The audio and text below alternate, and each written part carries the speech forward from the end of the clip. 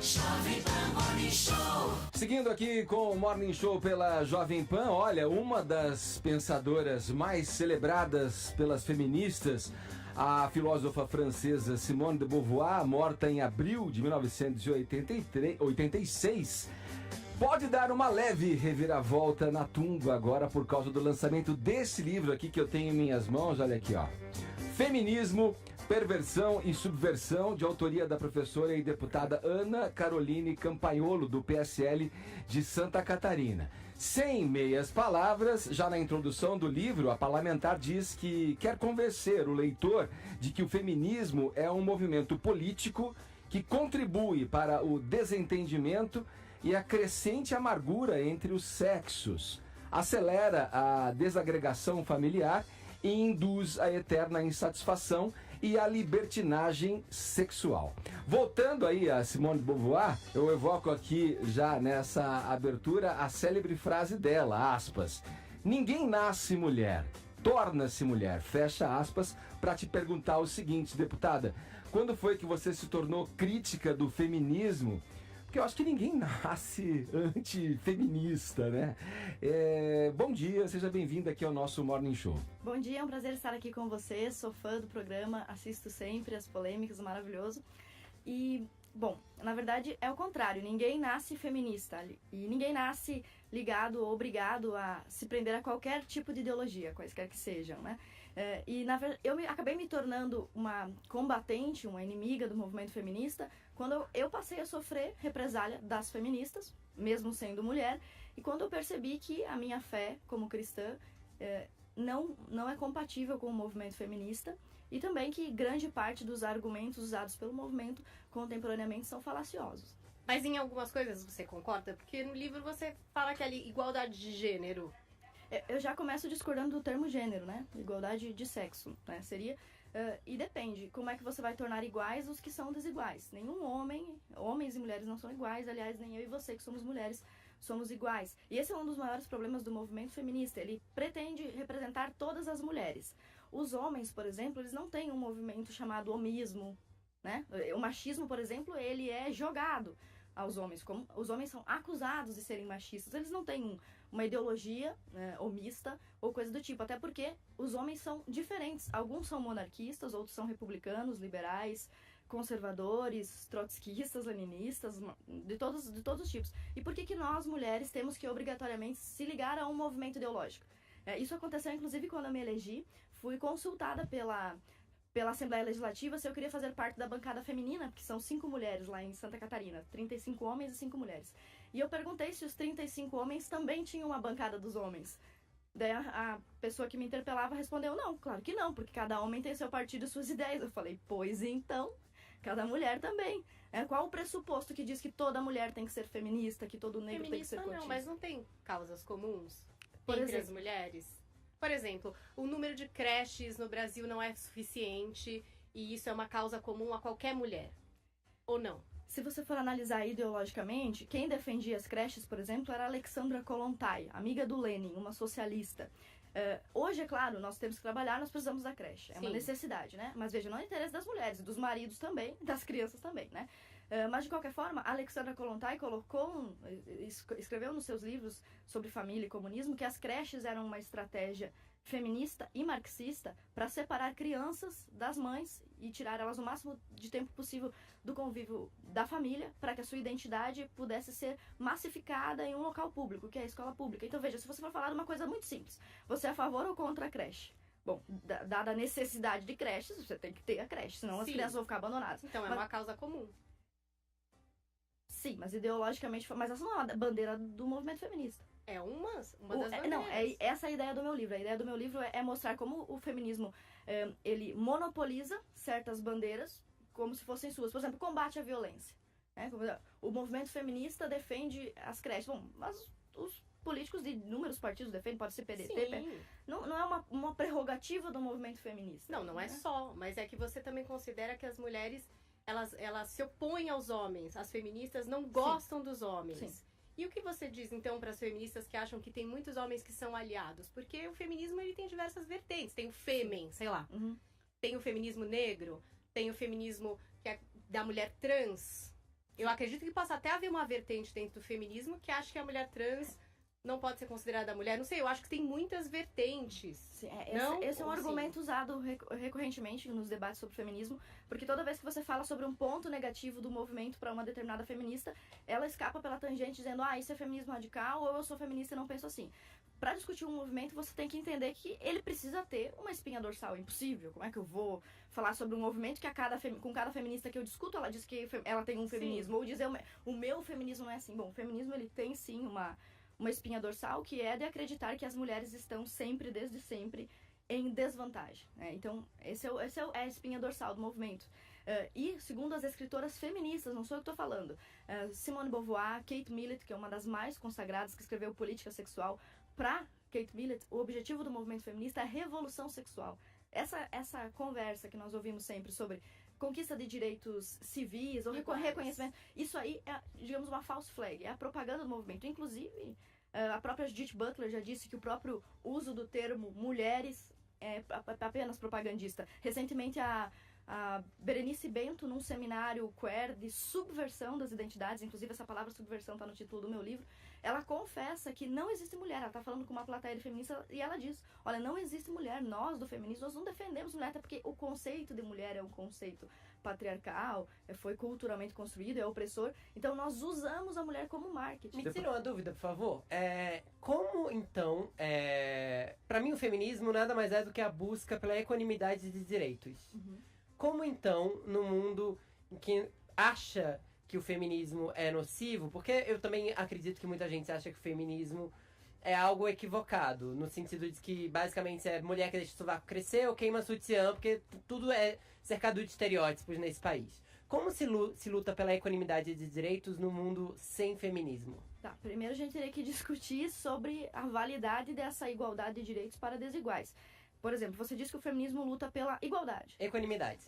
Equanimidade. Cadê a equanimidade, por exemplo, na questão do direito ao voto? O cidadão masculino, o cidadão homem no Brasil, junto com o direito ao voto, ele conquistou também o dever de servir o exército. A mulher, por exemplo, quando ganhou o direito ao voto, não ganhou o dever de servir o exército. Aconteceu, por exemplo, nos Estados Unidos, um exemplo muito bom. As mulheres podem servir ao exército. Mas elas não são obrigadas. Você, por exemplo, se vier passar um concurso, você tem que apresentar um certificado de reservista. Sim, mas a gente também tem que reconhecer que as sufragistas ganharam o direito ao voto muito tempo depois dos homens e um outro tempo, num outro contexto em que a obrigatoriedade já não era mais discutida para elas. Eu entendo que para algumas mulheres seja difícil ser reconhecida como sexo frágil, eu não tô aqui de maneira nenhuma pra discutir o que é ser mulher, até porque não sou. Eu poderia ser acusado de mansplaining, né? Então, e não tô aqui pra isso. Eu tô aqui tentando entender mesmo o seu argumento, no sentido de que como, então, se consegue direitos iguais. Você acredita, então, que a mulher tem que ser mais submissa ao homem?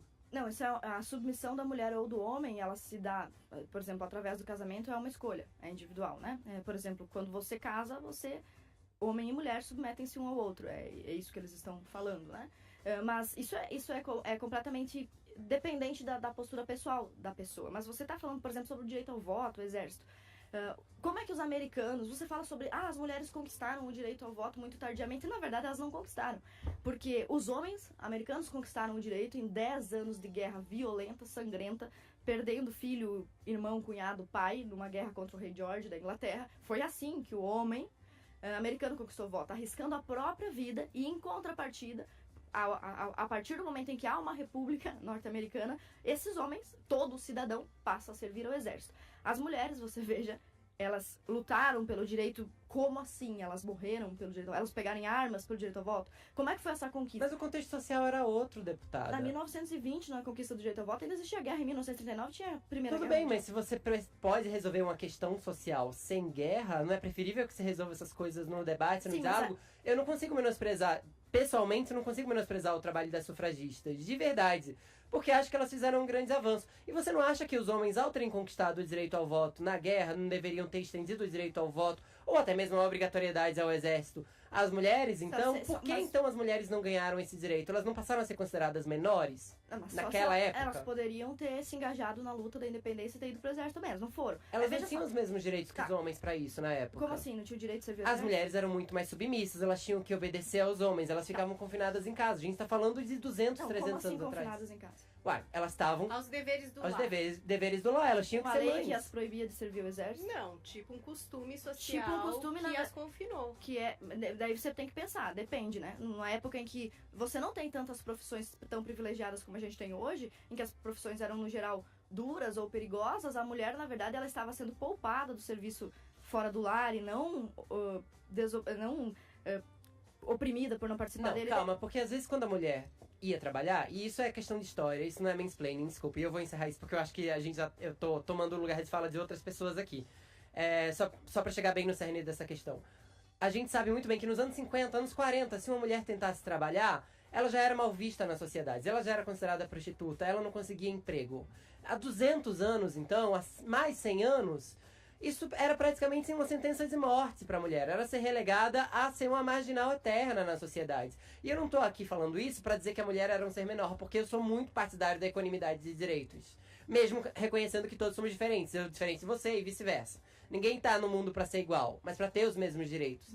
Nesse caso, as mulheres não tinham direito a outro trabalho e ficavam confinadas ao lar muito por opressão social, sim. Elas sofreriam muito, elas seriam marginalizadas e seriam obrigadas a fazer trabalhos que não necessariamente quereriam, não? Ou você discorda de mim nisso? Eu acho que você tá trazendo pro debate aqui duas das principais falácias feministas. A primeira, que é a da conquista do direito ao voto, e a segunda, conquista do direito de trabalhar. Já que você falou em história, eu preciso concluir o meu pensamento sobre o direito ao voto.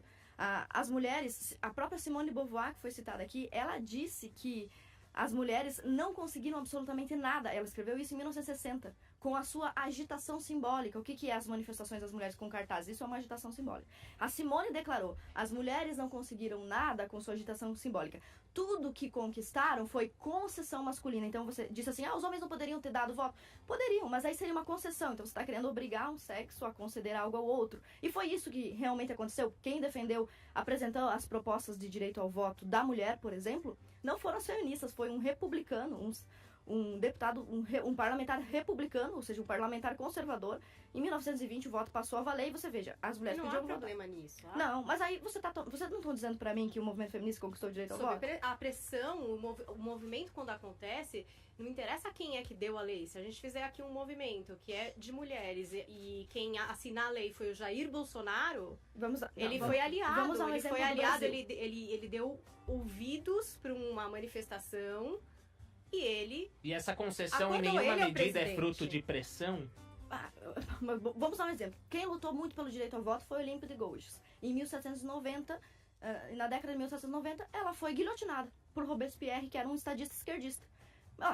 Ela lutou pelo direito ao voto, ela morreu. Agora eu pergunto, a morte de Olímpia de Gouges trouxe o direito ao voto? Não, por isso Simone de Beauvoir estava dizendo: a agitação das feministas foi sempre simbólica. A própria Margaret Thatcher, primeira mulher primeira-ministra, ela disse: eu não devo nada ao movimento feminista. Vamos falar de Celina Guimarães, primeira mulher a tirar um título de eleitor na América Latina. Ela foi questionada, existia um movimento sufragista no Brasil na época em que Celina retirou o seu título de eleitor, e ela foi abordada por essas sufragistas para perguntar: você participou do movimento de mulheres, luta das mulheres, independência, feminismo? E ela disse: não. Tudo que eu tenho, inclusive o meu título de eleitor, eu devo exclusivamente ao meu marido. Eu nem queria o título, ele foi lá e pegou e me deu. Essa é a história do primeiro título de eleitor do Brasil. E no caso de trabalhar ali, por exemplo, quando ele fala sobre o direito de trabalhar, primeiro, é um problema, porque as mulheres sempre trabalharam. A diferença é que elas não estavam inseridas no mercado de trabalho, que até 1800, 1900 era um mercado de trabalho que consistia em trabalho duro, difícil, longe, perigoso. Então, né? Então, por exemplo, em 1790, faria algum sentido para as mulheres fazer uma passeata pelo direito de trabalhar? Essa é loucura, porque trabalhar era horrível. Você trabalhava para comer. O que aconteceu com a inserção das mulheres? Outro fato histórico que o movimento feminista diz que é responsabilidade dele e não é apenas evolução normal da civilização. Quando começou a Revolução Industrial, depois Primeira Guerra e Segunda Guerra, as mulheres foram inseridas no mercado de trabalho por necessidade. Não é porque foram pra rua marchar, vai criar vaga de emprego para alguém. Por certo? necessidade, sim, mas aí a equiparação salarial, o fato de receberem menos, as condições de trabalho, tudo isso, se você não acorda que depois, é claro que elas foram por necessidade. Sem maridos, como é que elas iam sustentar suas famílias?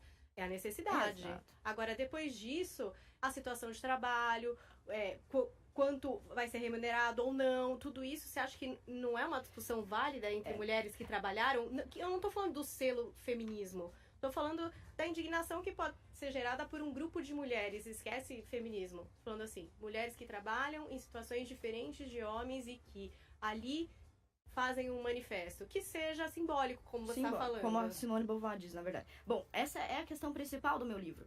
Em todos os fatos históricos, fenômenos históricos e tempos históricos que você for analisar, excetuando o crime, a exceção, por exemplo, o estupro, que é crime, né? É crime. Em condições comuns, genericamente, a mulher está sempre ligeiramente em vantagem, em comparação ao homem. Esse é o exemplo do trabalho, por exemplo. As mulheres não podiam trabalhar. Bom, né? Quando elas não... Depois vamos falar sobre direito. Você mencionou comigo aqui que as mulheres começaram a lutar pela conquista de direitos trabalhistas. Você sabe, os homens trabalham desde sempre. Desde que o mundo existe, os homens trabalham. As mulheres começaram a trabalhar fora de casa depois de 1850, 1900. Primeira Guerra e Segunda Guerra.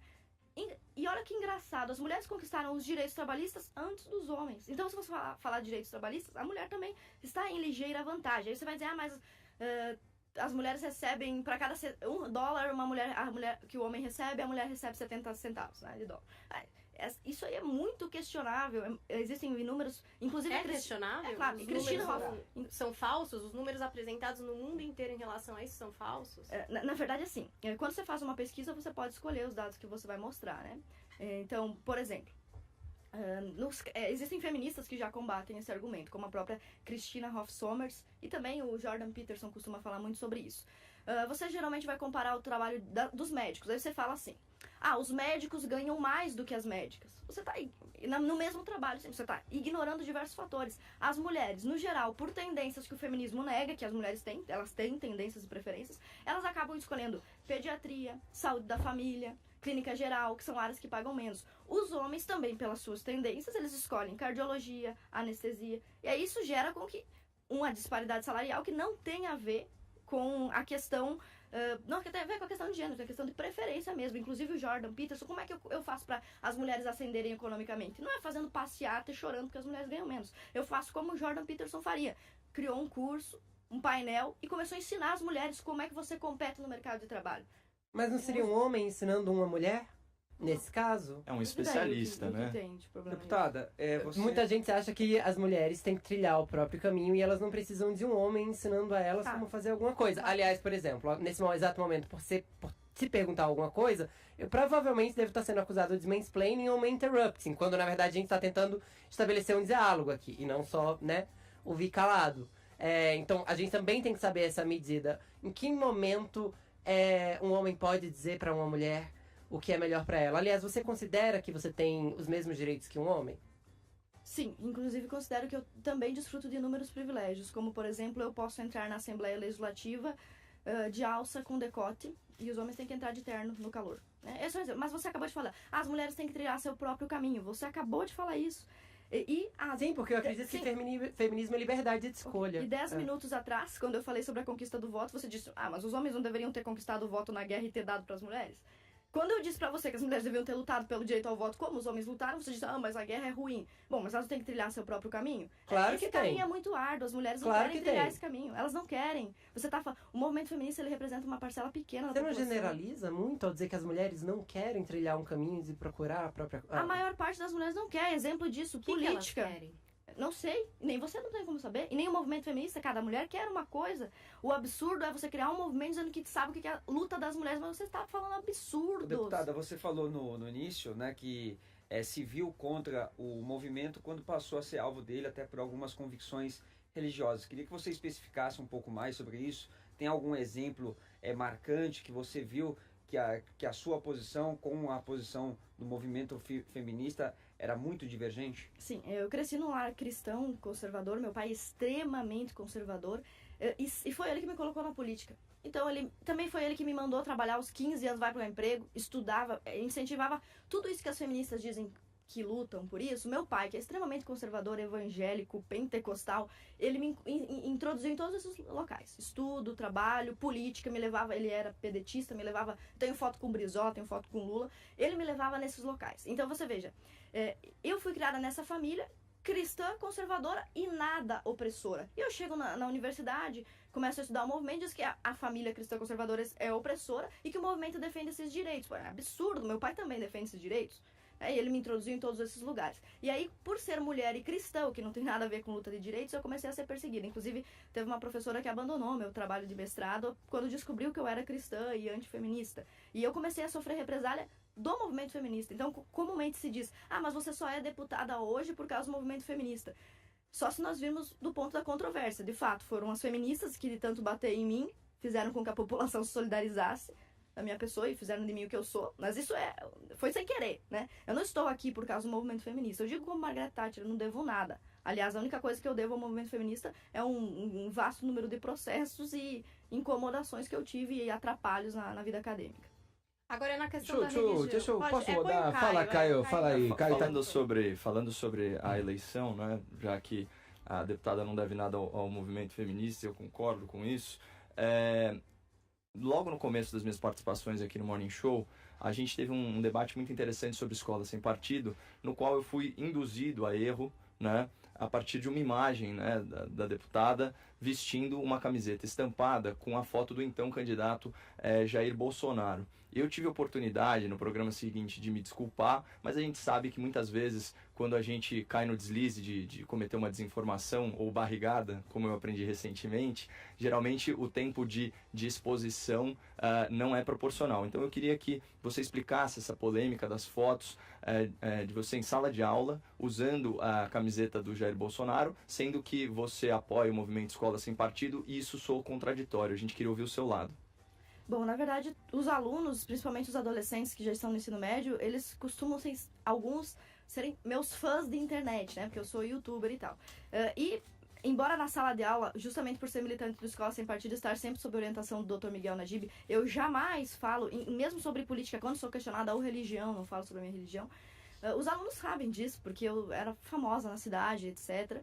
Então eles seguiam nas redes sociais e teve um aluno que depois da aula, inclusive essa turma aí que você vê na foto, esse aluno é meu amigo, não foi? Quem espalhou essa foto aí foi um aluno fake, nem estava na sala de aula, nem existia. Um aluno fake? Tipo um perfil fake, né? Ele disse que estava na sala, que era aluno, mas não era. Ele espalhou a mentira em si. Espalhou a mentira. Tirou Não esse aluno, esse é o aluno de fato. Mas o que tá. aconteceu nesse caso? Você vê que essa camisa é GG, né? Tem que ser um pouco ignorante pra achar que eu vou trabalhar com a camisa GG e saia, né? Mas enfim, essa camisa era do aluno, ele trouxe na mochila, depois do encerramento da aula, indo embora, ele falou, professor, olha, a sala tá vazia, não tem nada ali. Ele disse assim, professora, pelo amor de Deus, tira uma foto comigo, porque eu sou do Bolsonaro e eu quero ter uma foto com você. Eu tirei com o meu celular, e eu não tenho contato dos meus alunos, então eu mesma postei, essa foto no Instagram, e ainda escrevi na legenda que essa foto foi tirada fora do horário de aula. Hoje, na verdade, se eu fosse passar por uma situação parecida, eu falaria pra ele, vamos tirar lá fora, né? Porque, sei lá, não é... De Evitar... fato, exato, mas não tem nenhuma proporção disso que a mídia, sempre inescrupulosa, espalhou, como se eu tivesse dado aula. Inclusive, chegaram a pegar fotos da minha época de campanha, onde como é que eu venci as eleições? Dando palestra. Pegaram foto minha da camisa do Bolsonaro dando palestra, diziam que aquilo era sala de aula, só porque tava cheio de gente numa sala. Ana Carolina, eu queria, ainda nesse assunto, voltar ao cerne da questão aí do Escola Sem Partido, né? Você não acha que, em certa medida, a intenção do Escola Sem Partido é substituir uma doutrinação por outra, visto que temos movimentos em função disso já feitos no próprio governo, com sugestão até a parte seus de gravar os professores que doutrinam, da própria Damares, do próprio ministro da Educação, a questão lá do hino. Você não acha que, não colocando aqui para dentro de uma atmosfera para a gente analisar essa questão específica de que se o Escola Sem Partido não é de fato tirar uma doutrinação para colocar outra? Escola Sem Partido diz o nome, é sem partido, não existe isso. Inclusive, o movimento denunciou um professor que foi com a camisa do Bolsonaro e fez um churrasco em comemoração. Inclusive, o movimento Escola Sem Partido apoiou pais umbandistas que processaram um professor evangélico por ter doutrinado o filho. O movimento Escola Sem Partido não tem isso. Só quem não conhece a idoneidade do Dr. Miguel Najib para falar isso. E quanto à questão do hino, isso não é doutrinação, pelo amor de Deus, é o hino nacional. E segundo, se o presidente quer que se leia uma carta aos alunos, pelo amor de Deus. Na época do governo Dilma, você tinha pátria educadora, né? Os lemas, no Brasil, um país de todos, eram os lemas da Dilma. O lema do Bolsonaro é Deus acima de tudo. Brasil acima de tudo. A gente está entrevistando aqui a deputada Ana Caroline Campaiolo pelo PSL de Santa Catarina, lançando o livro Feminismo, Perversão e Subversão, esse contraponto que ela faz, essa crítica que ela apresenta aqui ao movimento feminista. Deputada, nossa colega aqui da Jovem Pan, a editora de moda da Jovem Pan, Estilo, Adriana Yoshida, integrante do programa Eva, tem uma pergunta para você aqui em vídeo. Solta pra gente. Bom dia, Paulinha. Bom dia, bancada do Morning. Bom dia, Ana Caroline. Quando seu livro chegou na redação, eu fiquei muito curiosa e resolvi dar uma olhada. Inclusive, eu duvido que esse livro vá arruinar a sua carreira acadêmica, como você afirma no prefácio. Então, eu vou dividir aqui 2 dúvidas sobre o que eu li. Quando você diz na página 55, quanto mais se expandiu o acesso à instrução formal, mais as mulheres e homens se tornaram libertinas, imorais, pouco virtuosas e abortivas, e afirma: depois da revolução sexual, a educação pública é a mais importante frente de batalha feminista nos dias de hoje. Não há uma candidata feminista que se apresente nos pleitos eleitorais sem enfatizar a necessidade de creche ou do tempo de permanência na escola. Você acredita que a educação não é a melhor maneira de desenvolver uma nação? Meu segundo ponto. No capítulo 3, quando você diz que as mulheres ocidentais querem reproduzir os defeitos sexuais atribuídos no imaginário aos homens, promiscuidade, desapego e irresponsabilidade em relação aos filhos, sobre este defeito específico, eu gostaria de lembrar que, no Brasil, 5,5 milhões de crianças não têm o nome do pai no registro. Essas milhares de mães solos tiveram que ir para o mercado de trabalho para sustento dessas famílias. Muitas dessas mulheres não fazem parte de movimentos feministas, mas precisam de creches. Você acha mesmo que elas têm por que invejar esses defeitos masculinos? Espero contribuir para o debate aí na bancada e boa sexta para todos. Tá aí. Que linda. Muito bonita ela, gostei do visual. Mas vamos lá. Primeira pergunta é a segunda. Vou responder a segunda pergunta porque eu já esqueci a primeira. Depois vocês me lembrem. Pode botar o vídeo depois. Ela perguntou assim se você não sobre acredita a que a educação é um caminho para melhorar a nação. Isso. Essa não se trata de melhorar a nação, mas sim, a ideia de que a educação, o cientificismo, o racionalismo melhora uma civilização em questões de moralidade, combate à violência, é falsa. Isso é uma ideia iluminista, esquerdista, que acredita que basta educar. Isso você vê, por exemplo, nos discursos das feministas mais famosas, como a Maria do Rosário, entre outras, que acham que o que faltou para um estuprador, o que falta para um machista, para um criminoso é a educação. Não, porque o cara pode ser altamente... Você vê advogados, você vê médicos, a gente não acusa sempre a medicina de ser machista, da violência obstétrica. Essas pessoas não têm estudo pra caramba, tem que estudar um monte. Então, Mas o que faltou em termos práticos, então, de uma maneira geral, para essas pessoas? As perguntas sobre como resolver o problema do mundo, eu não sei. Eu só sei analisar Não, o que mas tá eu fiquei acontecendo. imaginando, talvez, espiritualidade, religião, que é o teu caso. Moral. O seio judaico-cristã, familiar, sim. entendeu? Eu acredito que sim. A moral judaico-cristã é o que nos diferencia, por exemplo, dos orientais, que tem uma visão muito, muito machista da mulher. E muitas vezes coloca a mulher em verdadeira posição indigna. É completamente diferente do que acontece aqui. E juntando a pergunta da educação com a pergunta da creche, essa ideia de que a escola pública mista obrigatória, ela vai solucionar os problemas de diferença. Veja, diferenças de preferência e tendências entre homem e mulher, macho e fêmea. É uma ideia feminista levantada por uma iluminista, que é a Mary Wollstonecraft, do primeiro capítulo. Por isso ela disse que leu isso na página 55. A Mary Wollstonecraft, em 1792, ela defendia que as mulheres e os homens eles seriam iguais, teriam os mesmos direitos, as mesmas virtudes. Ela, não sou eu. Mary Wollstonecraft dizia que as mulheres eram tiranas, mimadas, privilegiadas, não gostavam de estudar. Ela dizia, não sou eu. Ela, que é a primeira feminista. E ela dizia, basta educar para as mulheres mudarem. As mulheres vão deixar de pensar em chapéu, sapato, bolsa, costura, moda e fofoca e vão passar a se interessar por física e música. Ela dizia isso. E nós vimos que a ciência avançou. A escola hoje pública ela é mista, é obrigatória. Menino e menina têm a mesma educação.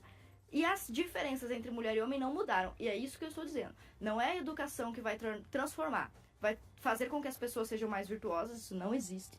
E não é a educação que vai fazer com que homens e mulheres deixem de ser diferentes. Eles vão continuar sendo. Foi isso que eu quis dizer. E sim, eu acredito que a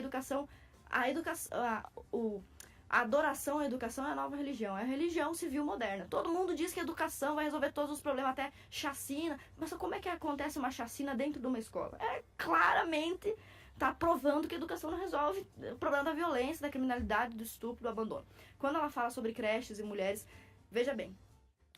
Um dos maiores problemas que as mulheres passam hoje é o da família desestruturada. Inclusive, acredito que foi o Mourão que deu uma declaração polêmica sobre isso, né? E se a gente analisar, realmente, uma família desestruturada, ela causa uma série de problemas.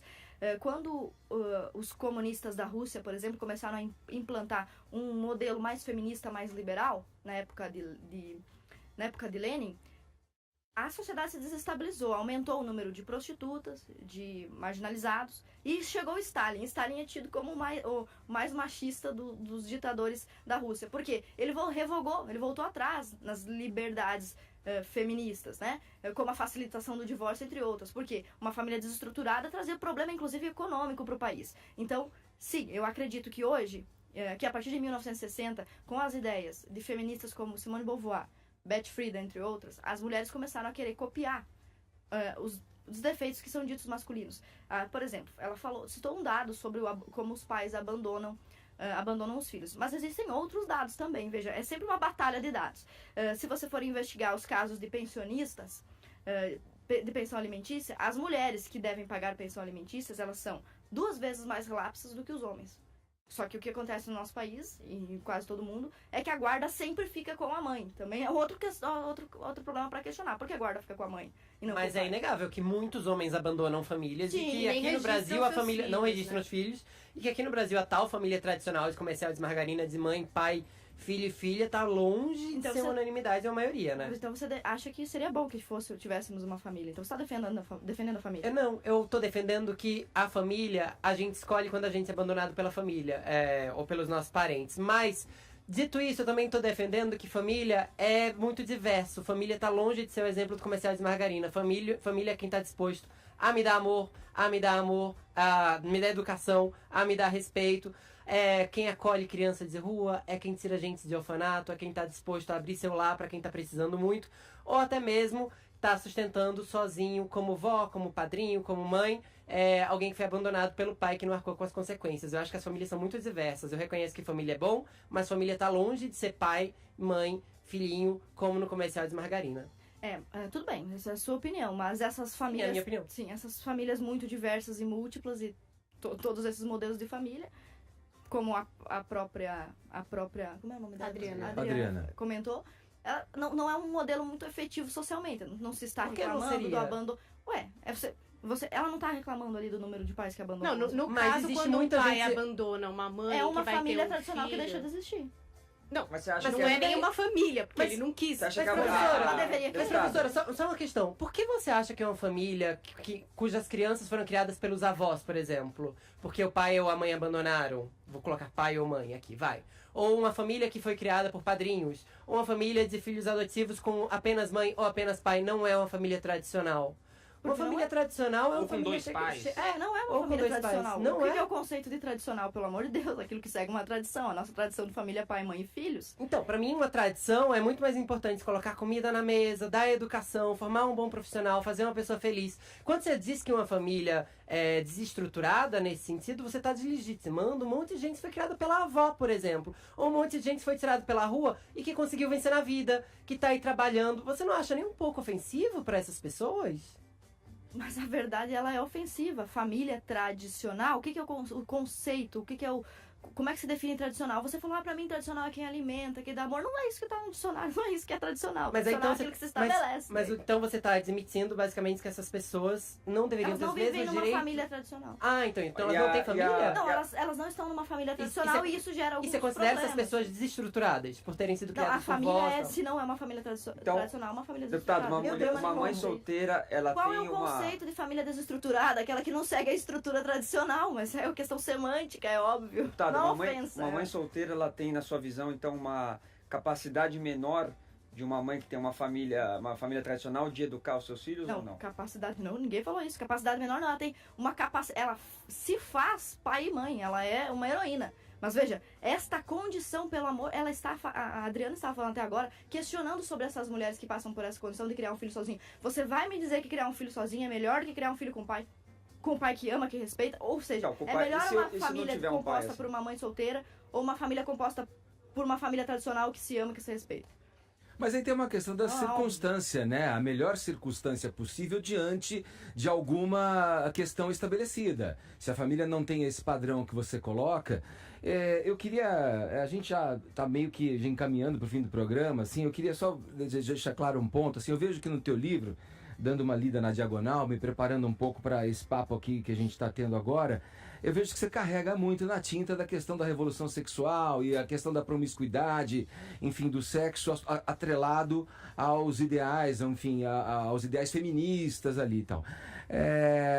Eu pergunto, não tem primeiro uma questão binária, assim, de pegar a teoria de tempos passados e tentar associá-la e justificá-la em tempos presentes, onde a dinâmica da sociedade também foi se alterando e não é mais a mesma, que você citou em alguns pontos, de que o homem tinha que sobreviver e o trabalho era duro e pesado e tal. Tem outras demandas hoje. Eu pergunto, não é uma visão muito binária só pegar a teoria do passado e aplicar uma circunstância contemporânea? E aí, com relação à questão do sexo, que eu aí detecto um peso nas tintas que você coloca, não é também enviesado por uma questão religiosa, como você se coloca, onde o sexo é visto como a única propósito da reprodução e não tem o tabu em cima disso, que acaba tolhindo o pensamento da importância de você reconhecer direitos e proferir à mulher o direito que ela mesma tem, a liberdade que ela deve ter em trilhar a sua própria jornada, Ana? Bom, primeiro, eu preciso, para falar do movimento feminista, conhecê-lo. Como é que se conhece o movimento? Indo nas suas bases fundadoras, nas suas fontes primárias. Que é Simone de Beauvoir, Beth Friedan, a Alexandra Kollontai, Mary Wollstonecraft. Elas são um pouco antigas, porque 100 anos atrás, 50 anos atrás, mas se você pegar um livro de uma feminista de hoje, ela é infinitamente mais radical, mais problemática do que as feministas fundadoras. Então eu ainda peguei leve. Eu poderia ter falado de Shulamit Firestone, poderia ter falado mais de Monique Wittig, por exemplo, que diz que toda mulher deveria ser lésbica. Eu poderia falar desses outros perfis muito piores. Então eu ainda fui generosa em escolher a base do movimento, e não os seus expoentes mais mal vistos.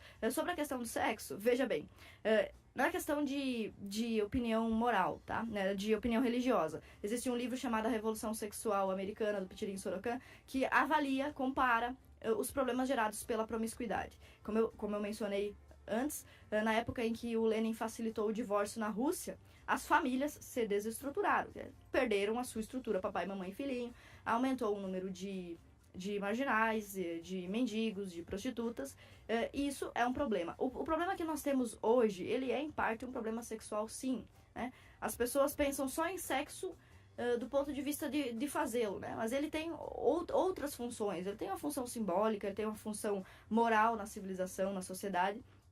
E quando as feministas, por exemplo, Beth Friedan dizia que ser mãe e esposa era escravidão, ela tá colocando, incutindo nas mulheres a sensação de que cuidar dos seus filhos e do seu marido é péssima. Mas você não acha que é uma sensação da época? Eu, por exemplo, sou mãe de 2 meninos, eu sou casada. Como você, eu também já me divorciei. Eu vi um vídeo seu onde você fala que é uma mácula na sua biografia você ter se divorciado, né?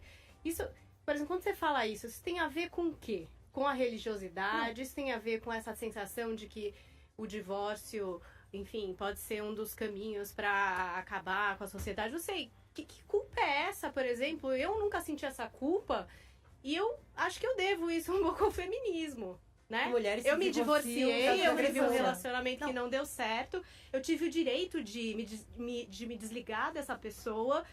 E aconteceu isso, não houve nenhum problema e eu pude seguir com a minha vida e hoje tô na família tradicional que você acredita, com meu marido, com os meus filhos. E também acredito também que se amanhã isso não estiver dando certo, a gente pode não ficar junto e manter um ótimo relacionamento e continuar aí. Eu tenho um ótimo relacionamento com o meu ex-marido. Na verdade, ele é uma das melhores pessoas que eu conheci neste mundo. É incomparável. Um uma honradez, assim, é maravilhoso, é ótimo. A questão é, o divórcio é ruim em si, pelo amor de Deus. As feministas criaram um conceito de que o divórcio liberta a mulher, de que o divórcio é uma coisa boa. Você já foi numa festa de divórcio? Não, Ninguém eu não quer tô falando. Ninguém quer se divorciar, ninguém quer. Mas ninguém quer. vamos mas, mas é, existe. mas é Despedida de longe, casado. É Vamos longe deixar de claro ser que uma existem festas de mácula na divórcio. minha biografia, entendeu? É longe de eu ficar, meu Deus, eu me divorciei, isso é uma mácula. Que nem você falou, ruim. é pesado pra você até hoje. O divórcio é ruim pra sempre. Quando você casa pra ficar com a pessoa, não é? Sim, e aí não deu É, certo. é ruim. Mas Você tem gente que se divorcia porque tá sofrendo agressão às vezes, não tem? Ok, Não, mas aí é um caso nesse caso, por extremo. exemplo, não é uma conquista do movimento feminista. O divórcio, por exemplo, ele existe até nas tribos judaicas. Moisés dava carta de divórcio por qualquer motivo. Sua mulher queimou arroz, tá O feia. judaísmo, ele é super a favor Então, disso. não vai dizer... Aí até isso. Olha o erro dessa frase. O movimento feminista conquistou Não o direito ao divórcio. Não, Pelo não amor de é Deus, o uma direito bosta. ao divórcio, Ok. mas o direito de eu não me ressentir e não me sentir inferiorizada e julgada por ser uma mulher divorciada. Isso é uma coisa... Mas quem disse isso? Eu tô debatendo aqui de igual para igual, eu debato com uma mulher casada, uma mulher virgem, Sim. sem problema nenhum de autoestima, não é isso. É Mas reconhecer a mulher objetividade divorciada já foi do fato. julgada, você acha que não? Mas é porque o divórcio é ruim, né? Por isso que você julga a pessoa que se divorciou. Faltou habilidade. Eu sei que faltou habilidade pra manter um casamento. Aí você tá falando, por exemplo, do caso de violência. pessoal. É lógico que é, pelo amor de Deus. A família, ela foi feita pra continuar, pra gerar filhos, pra construir patrimônio, não foi feita pra se desfragmentar. E qual é o problema de falar a verdade sobre uma coisa ser ruim? Não é ruim se separar? É ruim, assim. mas é uma mácula. Eu acho que é uma culpa. Não, que eu não tenho Eu não culpa sei se disso. você... Não é culpa, é ruim, uma condição, seria melhor se você tivesse casado, pelo amor de Deus, ninguém casa prometendo separar é ruim, o certo seria resolver o problema, mesmo quem se divorcia porque está apanhando do marido, melhor não seria não apanhar do que se divorciar. O divórcio ele não é uma conquista, um direito, um prêmio, ele é um escape, é uma solução para um problema que não devia existir. Então não é uma conquista falar do movimento feminista, elas enchem a boca para falar do divórcio. Eu tinha uma professora que falou que se divorciou sem razão, apenas porque ela virou feminista e entendeu que o casamento era uma pessoa. Você não tá tratando um caso de exceção Tô. agora? Mas ela é feminista, extremamente. Esse pensamento você encontra nos livros. Mas é engraçado rir de Precisamos um de caso de comprovações, exceção. Mas né? é muito chato Falar quando o nome você, dela por no exemplo, processo. não conseguia uma vaga na escola porque seus pais eram divorciados. Numa escola, por exemplo, que tivesse alguma condução aí religiosa. Mas aí é direito da E o escola. que eu ia te perguntar e não deu tempo, mas tem a ver com essa história da religião, quem sabe dê tempo agora. Você acha que não há problema, então, em se repetir o Deus acima de todos aí do Bolsonaro na escola? Você Que é falou- um homem que casou várias vezes, hein? Quantas vezes o Outro Bolsonaro? divorciado. Não, ele Ei, pode Goiânia. fazer o que ele quiser com a Ei, vida, é eu tô querendo família, dizer. cristão, E quem não olha lá, acredita os em filhos, Deus olha lá. nesta escola? E os Todos pais que não bem acreditam criados. em Deus nessa escola? Gente, Não há mas- problema em mas, repetir esse peraí. slogan que você mesmo Mas falou. o cristianismo, veja bem, o cristianismo é pra gente cretina, pecadora. Se fosse todo mundo perfeito, não precisava de cristianismo. O cristianismo é pra divorciado, é pra ex-prostituta. É pra redenção. É pra solucionar o Sim, problema humano. Não é toda pra transformar religião ninguém em santo. Isso é resolvendo esse problema. Então não tem problema nenhum o Bolsonaro se divorciar 300 vezes, desde que ele entenda que quem vai salvá-lo é o Cristo e não seus méritos. Agora, Mas ele não é feminista, fique ele tranquilo. não é. Pode Não, ir. pois é. Pô, que situação. Ele gosta tanto de mulher que já teve 3, né? É meio isso. E ainda acusa de machista. Pois então. Não, mas a questão da frase, vai. Minha frase, vamos lá. O governo Dilma, por exemplo, veja bem, pátria educadora era o lema deles. O lema do governo Bolsonaro, desde sempre, eu como membro, como militante de escola sem partido, eu não recomendaria. Se eu fosse do MEC, eu não faria isso. Mas ok, tá feito. Olha o exagero em cima de uma frase, Deus acima de tudo. E daí você não vai comprar uma coxinha, você não leva uma nota que tá escrito Deus seja louvado? Você não entra no Tribunal de Justiça, não tem um Jesus lá bem grandão? Tem. Então, também não tem a deusa da justiça? Tem. O povo é religioso, aqui não é um povo de ateu, pelo amor de Deus. O Brasil é um país conservador, de gente crente, que acredita em que vai pra procissão, que paga Crente promessa. que gosta de um carnaval crente. e de umas peladas na Não tem avenida, problema, não tem e o problema. futebol. E e- as A quaresma é pra depois Por do isso que a carnaval gente é o mesmo. Brasil, né? Ó, nosso tempo infelizmente chegou ao final. A gente teve aqui a presença da deputada estadual pelo PSL de Santa Catarina, Ana Caroline Oi, Edgar. Campaiolo, que lança o livro aqui. Deixa eu só dar aqui, com Feminismo, Perversão e Subversão. Já foi lançado, já teve o Já lançamento, lançamos né? oficialmente em Santa Catarina no Dia da Mulher, mas hoje nós vamos lançar novamente às 19h30 na sede do Burke Instituto Conservador em São José dos Campos. E amanhã também, dia 30, às 19 horas, na Igreja Época da Graça. Perfeito. E o livro foi prefaciado por um outro convidado aqui do Morning, não foi? Bernardo Kister. Religioso também ele. Pô, Também. Religioso. Mas, veja bem, a gente vive discutindo, porque ele é católico, eu sou Ô, protestante. deputado, e muito obrigado por é. essa entrevista, que eu tava pensando em me divorciar hoje, Não, mas vai a existir, senhora ó, me demoveu da Muito ideia. caro o processo. Um beijo pra minha mulher, a minha quarta mulher. Foco. E só pra registrar, eu que tenho pensamentos liberais, progressistas, enfim. Tá casado há Tô quantos casado anos, há 30 e tantos anos, Inveja. 4 filhos. Você é o maior Pô, eu acho que eu sou conservador. nada. Olha, Vamos fazer uma festa lá, Edgar. Desculpa aí, mas o espiritualista aqui, meus amigos, sou eu. Que inveja. Obrigado, viu, Ana? Valeu. Obrigado pelo papo. Jovem Pan Morning Show.